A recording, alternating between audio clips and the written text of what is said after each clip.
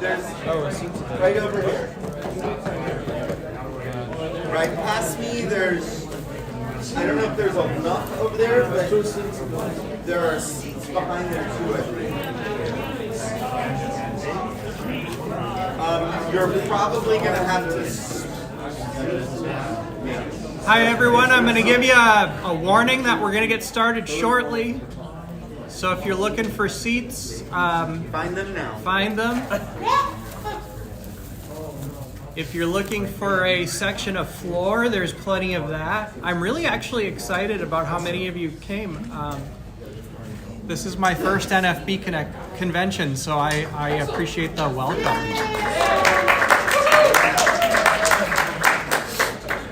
Okay. All right, can we start to quiet the conversations? Appreciate that. Thank you all for being here. You're in Salon 6.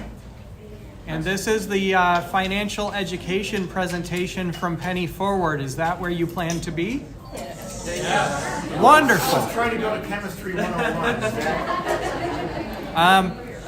I'll be there. That'll be held at the bar, and I'll be with you. All right. I want to let you all know before we get started that I am making an attempt to stream this to our YouTube channel and our Facebook page. I have no idea whether that's actually going to work, but you know, if you're uncomfortable with that or you know don't want to be captured on, you won't be captured on video because the camera's theoretically pointed at me. Full disclosure, I'm totally blind, so I have no idea whether that's actually true or not. So I want to make you aware of that. That's a test that we're doing to see if we can stream other workshops in the future. And we had at least one person who wanted to be here but couldn't, so we thought we would give that a try. I am Chris Peterson. I'm the founder and CEO of Penny Forward, a nonprofit organization founded and led by blind people. Through education, mentoring, and mutual support, we help each other navigate the complicated landscape of personal finance. We do that by providing accessible and affordable, self-paced online courses. We are aspiring to add 2 to 3 new courses every year. We just recently released our 6th course called Employment Essentials, and we may talk more about that in a little bit. I have some guests I'd like to introduce to you as well that are Penny Forward volunteers or Penny Forward board members. And some of them I don't even know if they're here yet, but we'll just take a shot at that now. Starting with Eric Yarberry. Eric, you want to come up here? Yeah. Hey, everybody. Hi. Good afternoon. Hi, here. And stand behind me. Okay. Maybe. Yep. Yeah. We got room. Yeah.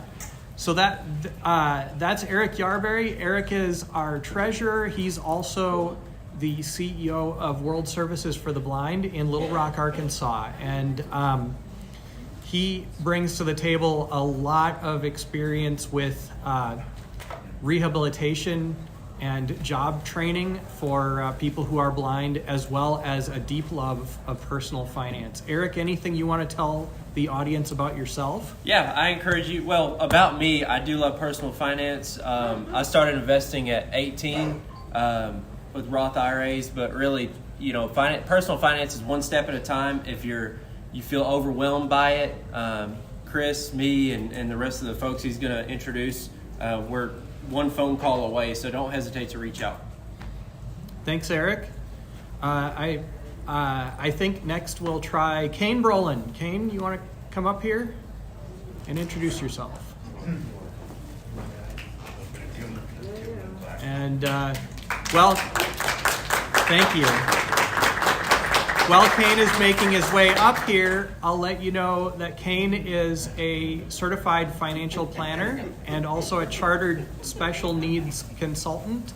I hope I have those titles right. Yes. And And Kane is a member of our board and also the president of the state of Indiana chapter. Kane, anything you want to tell people about yourself? Yeah, I mean, that's about it. I think the message, I actually found out about Penny Forward through a lady named Diane Graves, who was my predecessor as the president of the Indiana affiliate. And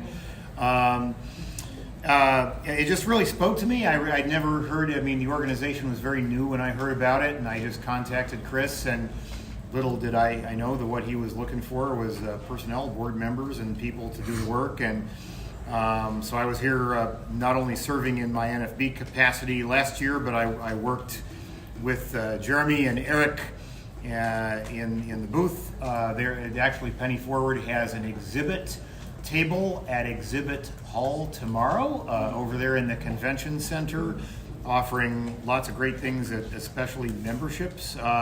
But this is really, really important because you know, you can go to a bank or an investment consultant and try to get advice, but if you don't have that much money, and if your issue is, how can I get a well-paying job and invest but not lose all of my government-sponsored health benefits and other things that I depend on just to survive, they usually don't want to talk to you about that stuff because number one, they don't know it, and number two, they don't make any commissions to sell it.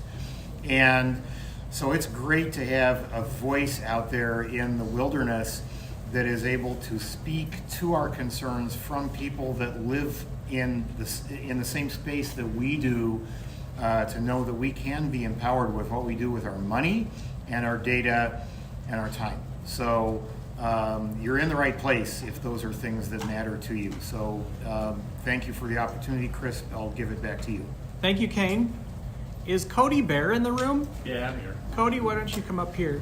Cody Bear is a certified public accountant specializing in corporate tax credits. He's involved with the NFB of Colorado, and he's a fairly recent addition to our board as well. And Cody, why don't you tell the audience about yourself, and thanks for being here. Yeah, absolutely. So I'm Cody Bear. I've been on the Penny Forward board now for a little under a year. Met Eric, and Eric recruited me at last year's NFB convention. But I mean, I think it's super important. You know, a lot of the things that Kane said, there's not a financial advisory firm out there that, you know, just fits the needs of blind people and the specific needs that we have. And as being a CPA, personal finance is something that's always been important to me.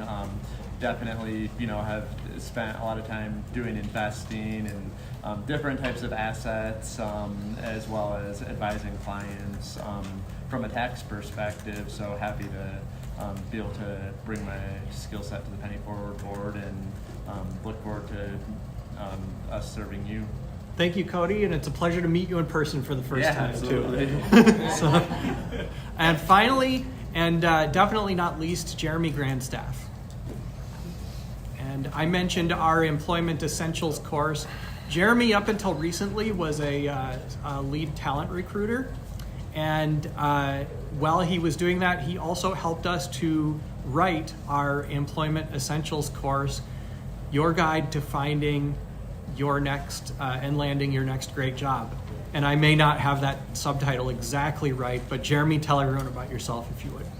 So, thanks, Chris. I have been working with Penny Forward for about a year and a half. I serve kind of in an advisory capacity, a little bit of board support, staff support, coaching, that type of thing. I live in DC in Northern Virginia, and I actually just started 3 weeks ago, as the Teams, now, Liz Bodner. I just now realized that I was apparently a day ahead of myself when I sent my earlier message. Wow. I hope travels have been smooth and the presentation goes well. Digital accessibility company called Curb Cut OS. So in addition to supporting Penny Forward and all the great work that we're doing, I also love to talk about my own job as well. But just really inspired by how, as an organization, Penny Forward is really helping people understand the paths that they can take to achieving financial independence and put a different way, getting the life that they want. Thank you, Jeremy. Now, give everyone a round of applause for introducing themselves.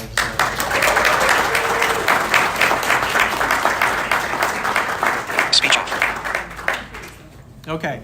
I wanted to let you know about some of the people that are involved with Penny Forward because while I'm sitting up here in the front of the room, it's not just me. It's not just one guy, and in fact, I invite you and encourage you to become involved, whether you are a seasoned personal finance expert that can help people with their first personal finance challenges, or somebody who's new to personal finance and is looking for help. We are always looking for new members and new volunteers that can assist the blind community. We're really not, we're a not-for-profit. We are blind people wanting to help blind people. And we do not sell any financial products. I want to make sure that that's clear to everybody as well, that there's no sales going on here other than a call to action to all of you to get involved. Okay? So we promised to talk about a few things in the presentation today, and one of the first ones is being covered a little bit by another presentation at the convention as well as ours, and that is employment-related or blind-related work expenses and how you can earn money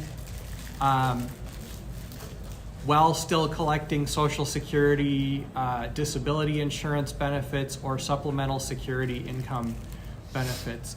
And it's one thing for us to say, yeah, there's all of these rules. We can deduct these expenses if we know what they are, and someone even sort of tells us what some of them might be, but it's not really clear to us.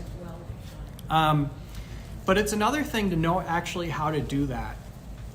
And so the other presentation that's being held, I think we'll talk a lot more in detail about what some of these expenses are. What I'm going to talk about is how to keep track of them and how to talk to organizations like the Social Security Administration about them so that you are able to communicate with them clearly. And I encourage you, because all of us have had different experiences, I encourage you, if you've had experience with this and you have tips or tricks that work for you, to speak your first name to let me know that you want to talk. I can't see you raise your hand, so I need to hear you. And then I will call on you, and I'm happy to have you share your input as well. So one of the most important things for us to do when we're communicating with benefits providers or even tax preparers is to keep good records. So what does that actually mean? Well, part of it is fairly simple. Part of it means keeping copies of your pay stubs, copies of your bank statements, copies of, in some cases, receipts. Do these need to be paper copies? No, absolutely not. They can, and in fact, I would suggest that they should be scanned copies that are stored digitally somewhere and organized in a way that makes it easy for you to find them. I prefer to organize things by year and by month within the year. So I've got folders. I actually use Dropbox to store my financial records. I store them by year, so I have a 2024 folder, and in the 2024 folder I have folders for January, February, April, March. I was off by a month. May, July, June, September, August, whatever. All those 12 months. We know what they are. And I like to keep things in there like my bank statements, copies of my pay stubs, which I've received by email for a lot of years now, and copies of a lot of receipts, especially receipts for things that I need in order to get myself to and from work. And the Social Security Administration and even sometimes the IRS is pretty liberal about some of the things that you can count for this. So it's better to keep more receipts than fewer.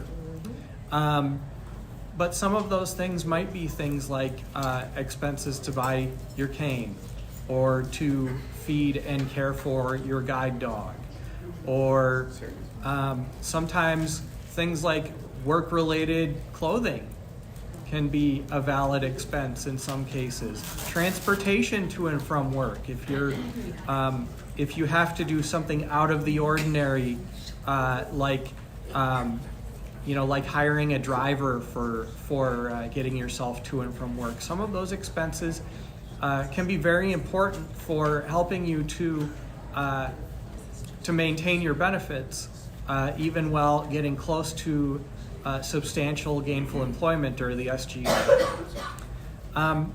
Another thing that I like to do is I like to write a sort of a narrative, sort of a story about what my expenses are.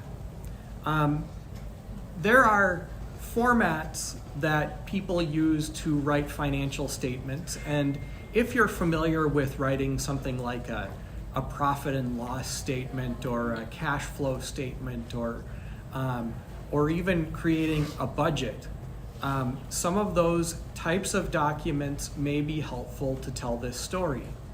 It's important to tell the story because simply by providing your bank statements and your pay stubs and your receipts and stuff to Social Security, they don't really know, is this really work related or not? How is it work related or not? And they're busy people that are very overworked and probably underpaid. I actually don't know how much they make. Is anyone working for the Social Security Administration in this room? No? Okay. I just wanted to see if you were underpaid or not. Anyway. Yeah. These are not happy people, by and large. So one of the things that we can do to make them happy is to save them time.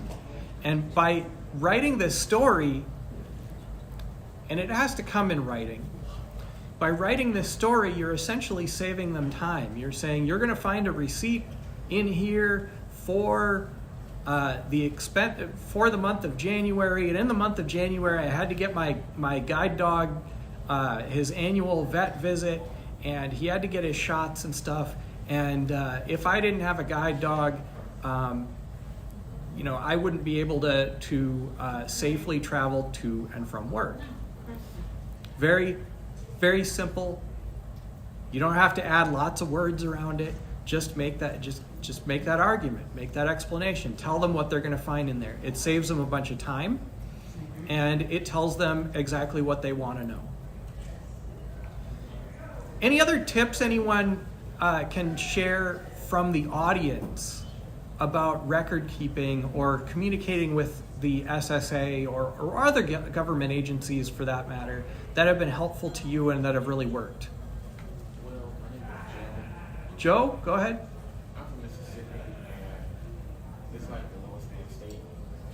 Can you speak up a little bit louder? I don't know that I'm having trouble hearing you, and I don't know that other people can. Well, I'm from Mississippi, and it's the lowest paying state down there. So, like if they make laws, say that the president passed laws, and the North get it, we will get it, but it'd be like a certain law. It'll be a stipulation in it. Okay. It'll be like Social Security, they'll give you $766, and I don't know how much they get up north, but they get a lot more. Plus, if you get SSA, or if you draw from your mother, or if a father is gone or mother is gone, they give you what they call SSA goes back into it. Benefit you can draw while they're alive, but when they go, their money, like however much they get on disability, it'll become your money. But it's also like sometimes you have to, they'll try to back pay, they'll try to overpay you. Yeah. And they'll try to take it out your check every month, and they do pay it back, and you have to sometimes write an appeal, which you have to do that. Hey, you all did it, I didn't do that. Yes, and so for those who didn't hear Joe, I can't repeat everything you said, but he was pointing out that sometimes you might get overpaid, and you might have to file an appeal in writing in order to challenge that overpayment. Having these records in hand is very valuable for writing that appeal and making it stick, especially if they, if you can prove that they've made a mistake. One of the things that was challenging for me back when I was on SSI and SSDI, when I was a college student, is that I didn't keep good records.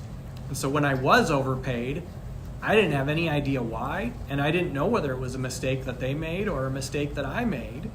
And they would sometimes decide, oh, we overpaid you, we're taking money out. And then later on they would decide, oh, we underpaid you, we're gonna pay you $8,000 for some random reason. I'm so confused. Yeah, I didn't know whether any of that was legit or not. So having these records can be very valuable for understanding that, and also for making sure that the Social Security Administration isn't making guesses. Because what they do, if they don't have your financial records and they don't have that story from you about what those financial records mean, they make guesses based on other information they receive from other agencies.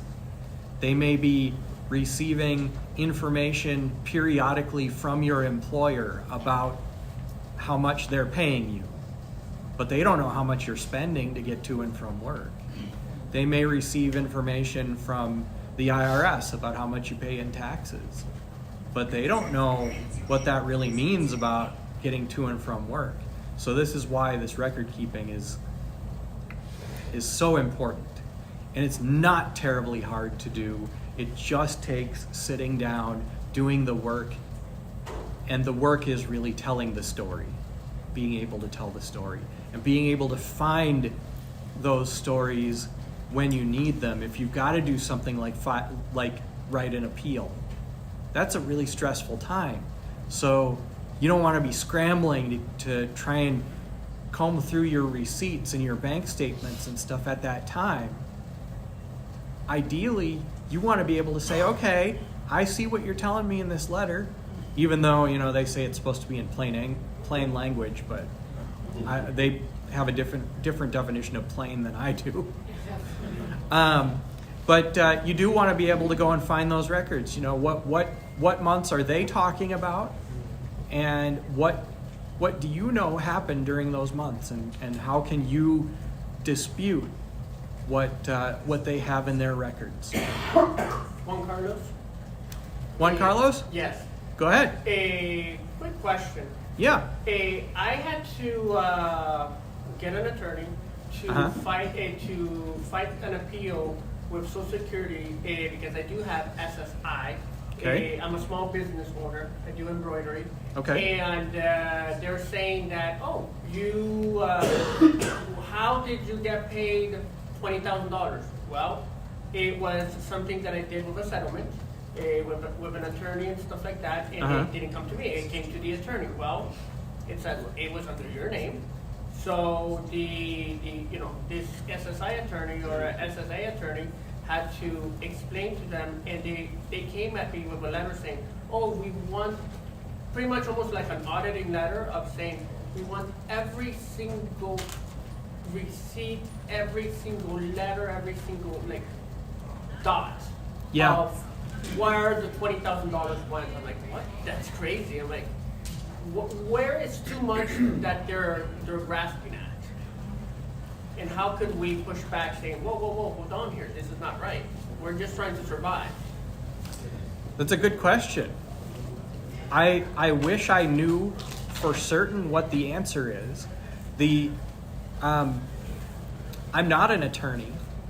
What I can tell you is that these records can make it much easier for you or an attorney to challenge some of these claims and to provide some of the things that they're asking for.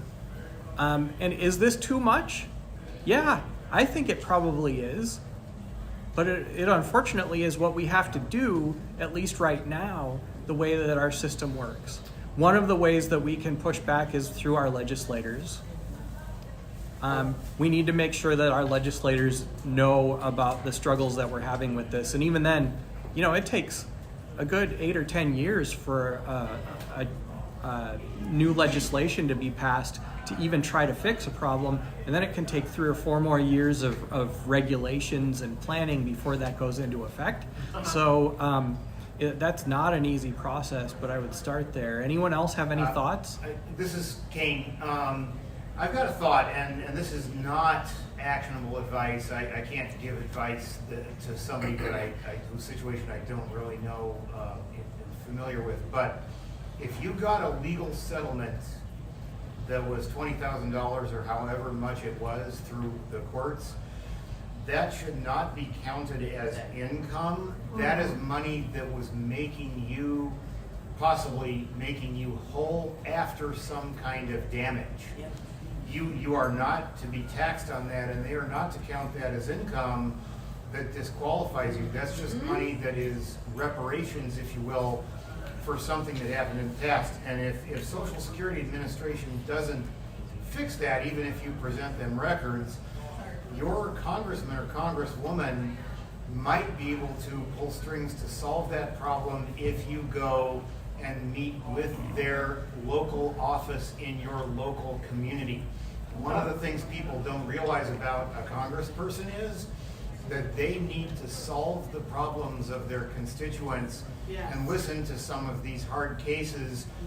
And you go to them, and a lot of times they can pull strings that you cannot to get your situation fixed. I know that a lot of military veterans in our area have done that too with issues that they've had with the VA or something. They go and throw themselves on the mercy of their elected officials and say, you need to help me take care of this. And they should do it. Okay. Yeah. Another thing that's very sound advice. Thank you. Another thing that people have found to be very helpful is rather than calling the 800 number and talking to the call center at the Social Security Administration, work with someone at your local office. And it used to be that you had to go in and make an appointment and go into the local office to do that. Just recently, they announced that a lot of local offices are now offering video visits. So you can call your local office, and if they do this, and it should be rolling out to the entire country at some point, then you should be able to get a video chat appointment with somebody to work on it. And those local people may be more helpful than the call center people at the 800 number. But I could tell you stories about the local person, Denise, that I worked with at Social Security, who was the meanest lady I've ever met. Could I ask one more question? Yeah, please. I'm also in a wheelchair, and I was at a conference through Zoom. I just didn't write it down. This lady has a physical disability, and she transitioned from SSI to SSADI. Yeah. And she said that she paid into the system. Since then, I've been trying to figure out how could that be possible. I'm like, and Social Security's like, you can't. I'm like, no, she didn't work. That's the thing. She said that she was like paying like $250 or something into system. I don't know. So when you work, there is a withholding called FICA. Right. And that is paying into Social Security and Medicare for you to use it later. That is one way that you can be qualified for SSDI. Exactly. Another way that you can be qualified for SSDI is if you are the adult child of a parent who has passed away. And without knowing her specific situation, I don't know exactly how she did it. Okay. But those are two ways that I know of that people get on SSDI rather than SSI. Being an adult child of a parent who has passed away is a sad circumstance, but it can sometimes be helpful. So it's it's good to be aware of that as a possibility. If you have a parent or multiple parents who have passed away and they were working and paying into the system, but there are also some some roadblocks to that. If you're married, you don't qualify as an adult child, a disabled adult child anymore.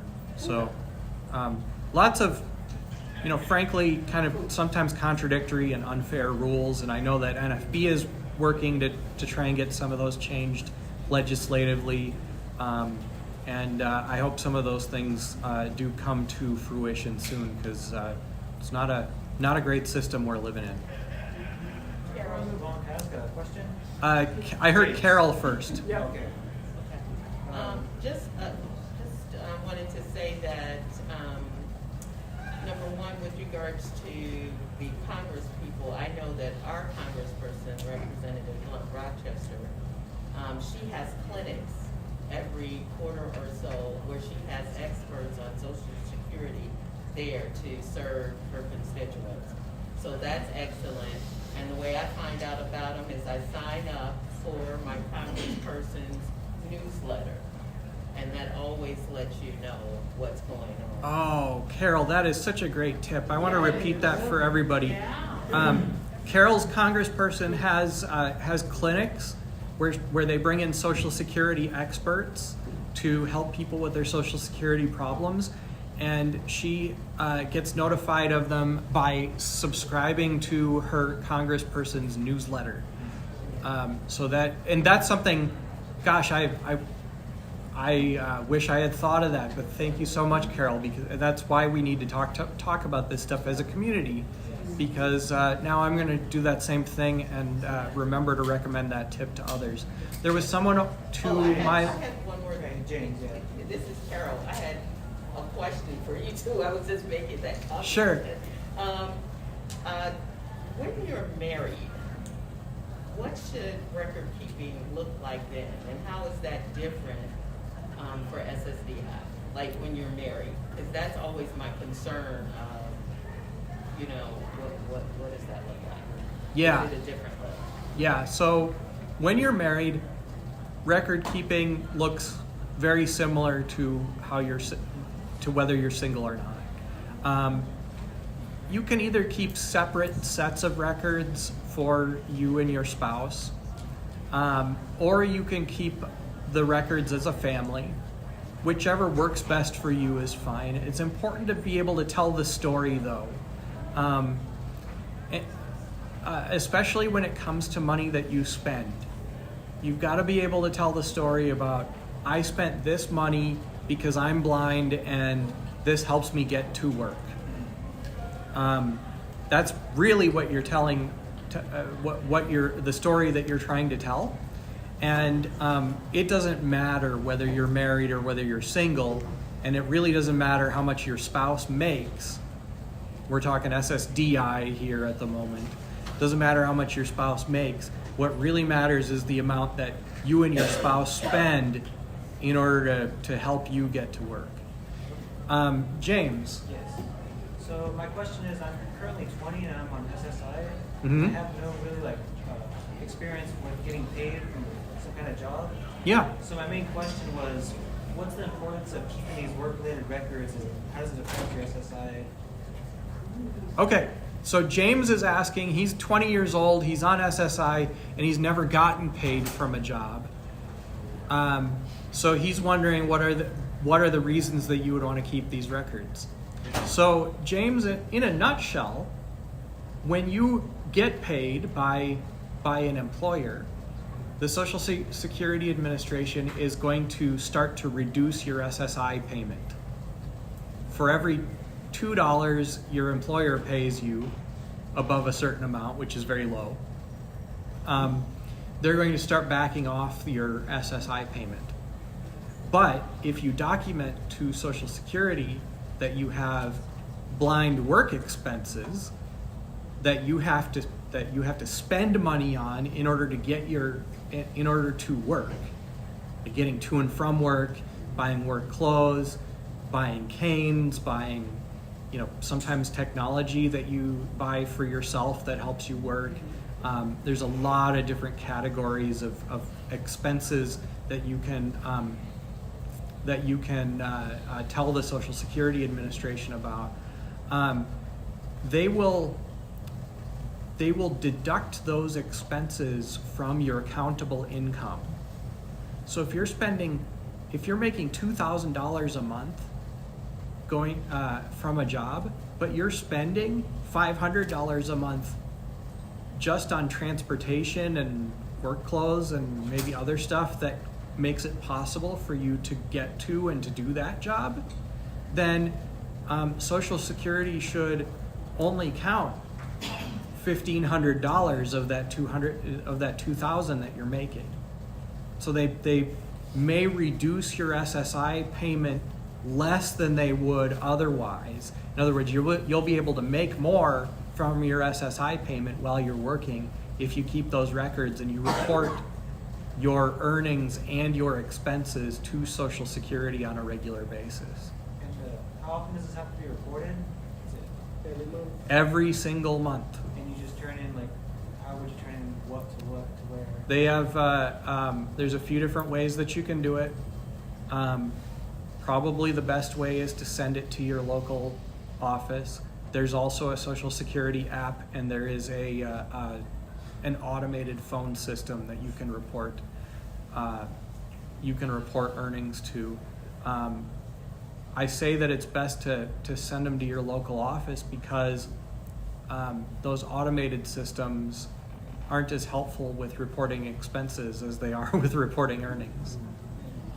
And the expenses are really an important part of this. I have a question. I heard, what's your name? Vera, Vera has a question. if I'm on SSDI Uh-huh. and through inheritance, I'm going to inherit my mother's house and insurance.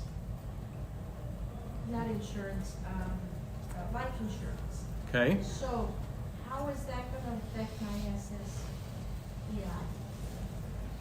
Kane, do you want to take that? Okay. Again, please do not take this as actionable advice.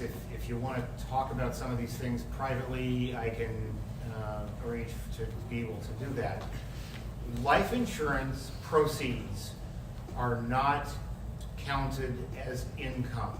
Okay, so someone dies, your spouse or your mom or whoever it is, and let's say that you inherit $100,000. I don't want to know your true number here. That is not income. That is not money that you should ever have to report on a tax return or a 1099 or anything like that to cause that to be taxable, because under most circumstances, not all, under most circumstances, life insurance proceed is counted as making you whole, much like a court settlement would if it was like an injury defense type thing. Because the idea behind life insurance is that if someone close to you dies, you are inheriting money or value that they were not able to give you in another form, such as through the income that they earned that went into your household and helped you pay for your expenses. Life insurance is not a windfall. It is money designed to make you whole and to help make up after a tragic loss. With SSI, though, that might be a problem, and there are ways to get around that problem so that that does not have to be counted as an asset to you that would imperil your ability to get SSI. With SSDI, the disability income piece, that does not depend on how much assets you have. You could have hundreds of thousands of dollars sitting in a 401k plan or in a brokerage account or something, and it doesn't matter because SSDI is calculated according to the income that you earn or the income that you're not able to earn due to your disability. They don't look at the assets that you might have accumulated from doing something else. So a lot of it depends on what kind of benefits you get, knowing the difference between SSI and SSDI, where did those proceeds come from, and where did you put them? And anything more specific than that can be covered by a good financial planner or a financial counselor later. But what you don't want to do, especially if you're on SSI, is you don't want to receive money in your name without prior understanding of where that's going to go to not hurt your eligibility there. But for SSDI, that should not be a problem. Does that help? Yes.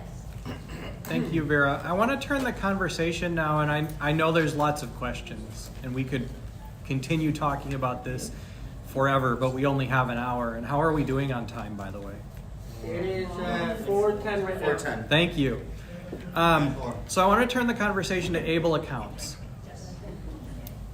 First of all, what have you heard? Nothing. Do them. Do them? That's what I've heard. Okay. What else? I've heard that you can't get an ABLE account if your disability started after a certain age. Okay. And mine did, so I was told I was ineligible. How old are you? I'm 40. And when did your disability start? Well, officially it started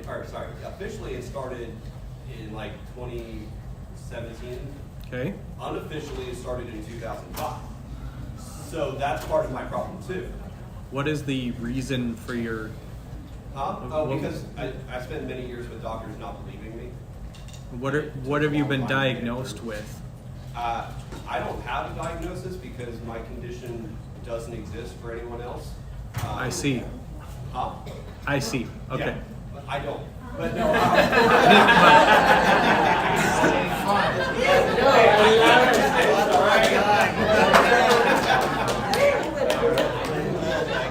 You did it, Chris.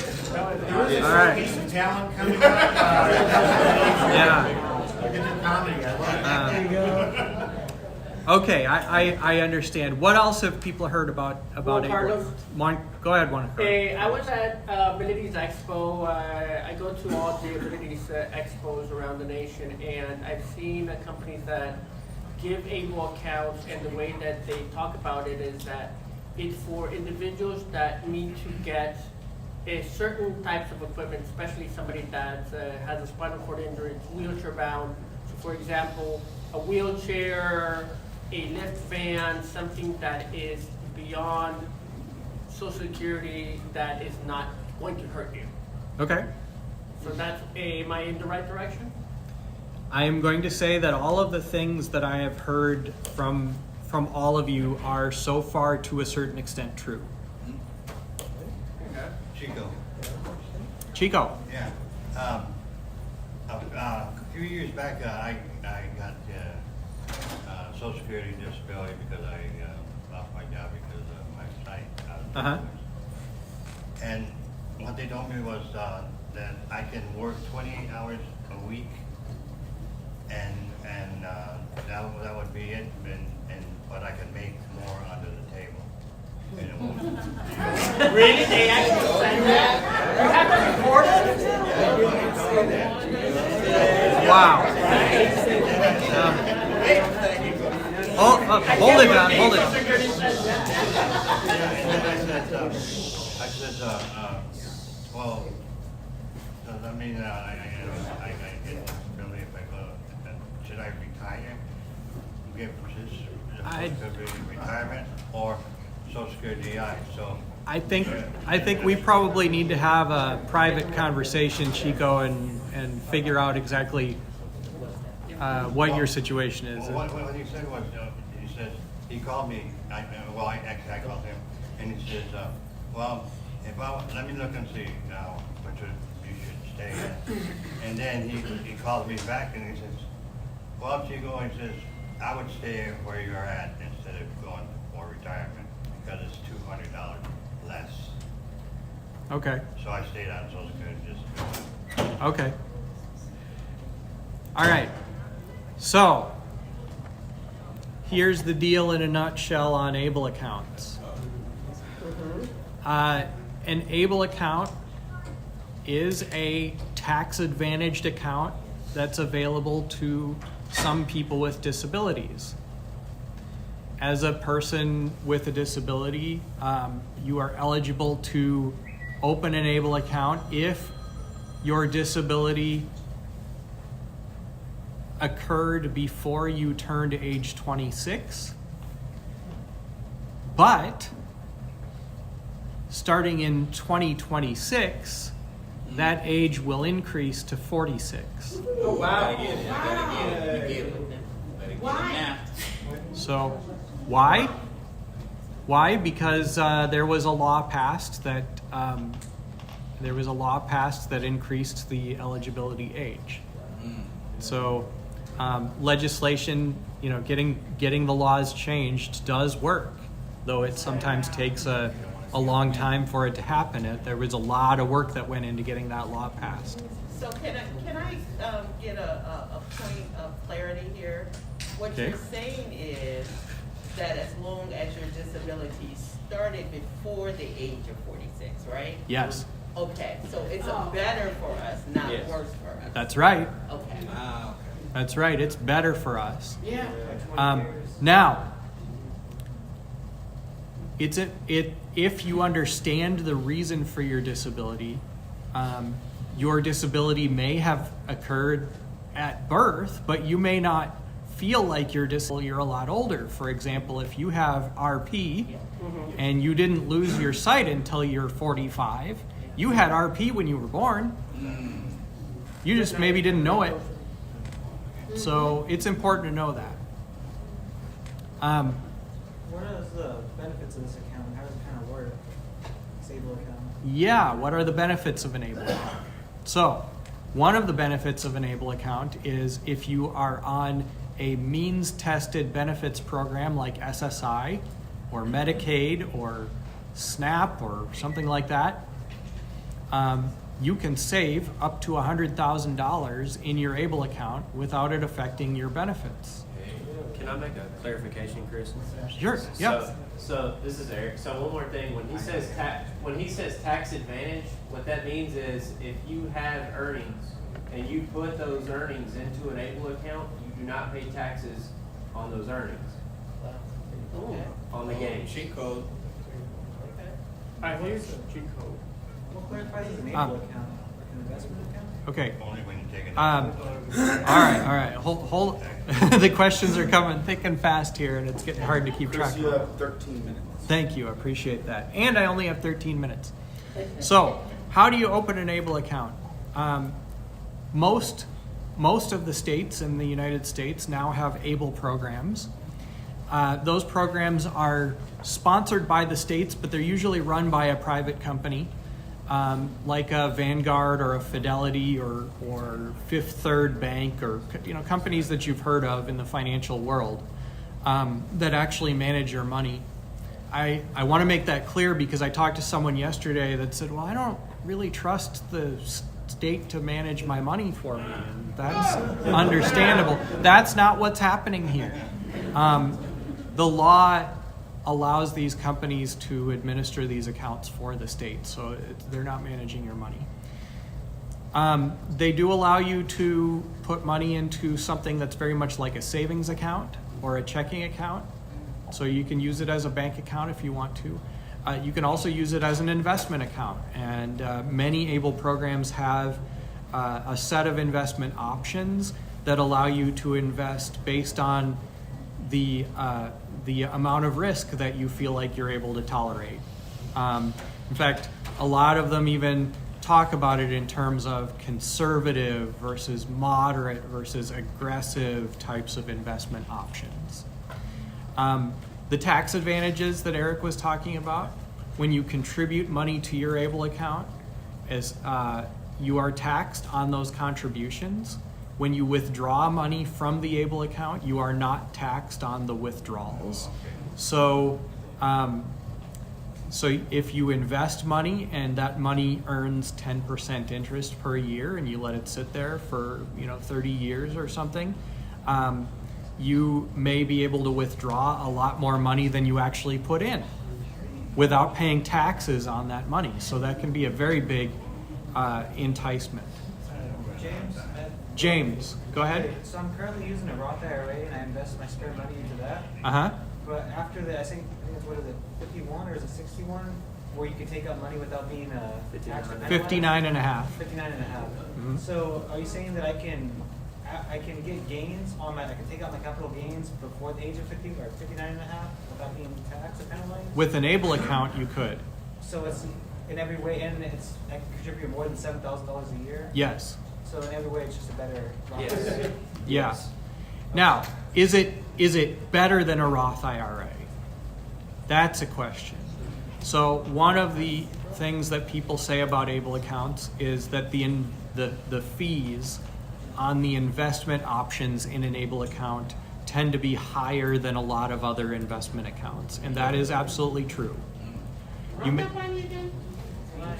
The fees on the investment part of an ABLE account tend to be higher than the fees that you would be charged on other types of investment accounts like a Roth IRA or I beg to differ with you. why? Well, because we have two children both with ABLE accounts. Okay. And I have actually had to take some out of my Roth IRA, and I was beyond the age 59 and a half, and I got taxed up the wazoo. I mean, we're talking like. So that we're talking about the fees that are charged by the management company. We're not talking about taxes. Taxes are a different story, and I can't speak to your particular situation about why you were taxed, but Just because I withdrew. right. Yeah. Right. But you shouldn't be withdrawing from an ABLE account. You shouldn't be taxed. And what kind of fees, like when you buy something in that investment account, when you withdraw, or when do these fees So take place? the fees take place annually while you have your money in the account, and the fees work differently for each ABLE program. So it's important to understand what they are for the program that you're looking at. Is it like state to state they differ, right? Is that- Yes. Yeah. Yeah. Now, Chris? yes, sir. Oh, go ahead.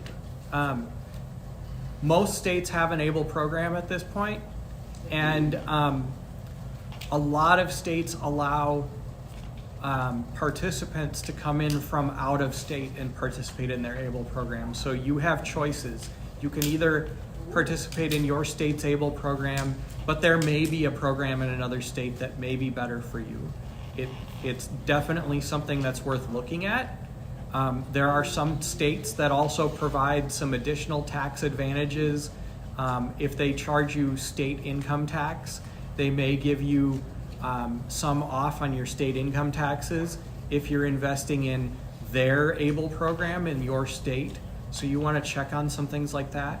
And those are some things that someone like me or someone like Kane might be able to help you to figure out if you have specific questions. Eric had something first, and then I'll come to you, Juan Carlos. So how do people find ABLE accounts? What are some good resources for them to start? Yeah, so there actually is one really good resource, and that is the ABLE National Resource Center, and their website is ablenrc.org. Another good resource is Penny Forward, and our website is pennyforward.com, and our phone number is 888-332-5558, and we'll be in booth B17. And Chris, just to confirm, you're spelling that ABLE, right? Yes. Okay. O-E? L-E. It You stands have for 6 minutes, probably time for one last question. Thank you. Burning question. Juan Carlos. Don't ask Yep. it. Juan Carlos, I'll take your question, and then I want to wrap things up. Okay, your bet, because you have your company, what is the best ABLE account nationwide that you've seen so far? And second is with the people that have been in NFB for so many years, people go to professional conferences and get CEUs and stuff like that. Is there some way that we could maybe get CEUs? So for example, back to the Social Security, we could say, hey, we've spent $500 or $1,000 at conference because this is for our, professional development. So, So- Social Security. Yeah, Yeah. I think I understand the questions.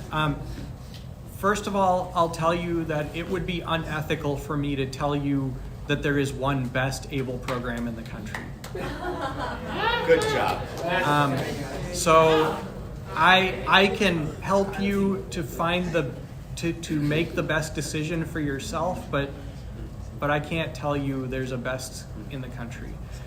Secondly, I don't know about the CEU question. I'm going to have to do some research on that and probably get back to you and figure that out. Okay. Just to wrap things up, I want to thank you all for being here, and I'd like to spend a few minutes talking a little bit more about what Penny Forward does and what we're offering here at the convention. First of all, as I said at the beginning, we offer self-paced online courses. We currently have 6 of them. They are budgeting and banking basics, concerned about credit, digging out of debt, simplifying Social Security, and employment essentials. And we're continuing to add more. Our next course on our roadmap, which we'll be starting work on immediately after the convention season ends, is Introduction to Investing. Hey, cool. Those courses are offered as screen reader friendly text-based courses. We currently don't have any audio or video associated with that. We did that deliberately to make sure that they're accessible to people who are blind and deafblind. We also offer weekly and monthly workshops, which we hold through Zoom. We have a series of monthly workshops that we make available to the public for free, and our weekly workshops are available to our paid members. And right now we have a special going on where a paid membership costs $49.49 for the first year. Wow. Normally $99 for the year. So stop by booth B17 and talk to us about that. We also have a contest going on where if you sign up for a paid membership after the convention in the month of July, you will be entered into a drawing to win fabulous prizes. And we are continuing to add sponsors, so the sponsors list right now includes Elite Island Resorts, AT Guys, Guidelights and Gadgets, Blind Girl Designs, Hable, Two Blind Brothers, Numa Solutions, and Unmute. And we're continuing to add more, so you'll want to check out pennyforward.com/contest to find out what we're adding, and we'll be announcing those drawing winners in the first part of August. Finally, I think you got a question, Greg. is there a question in the back? Yes, this is Brian. Do you have to be a paid member to enter that, or just anyone? That is something that if you sign up with a paid membership, you are entered into that contest. Yeah. Okay.